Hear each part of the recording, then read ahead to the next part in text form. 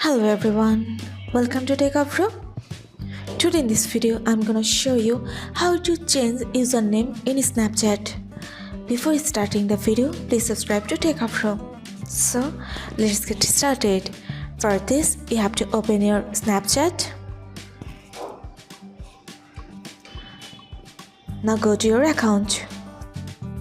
Press on settings. Click on username. From here, you can change your username.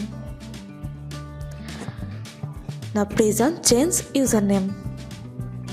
Press on continue. Now you can change it. Press on next. Give a password. That's it. So this is how to change username in your Snapchat. So guys, that's it. You can do this.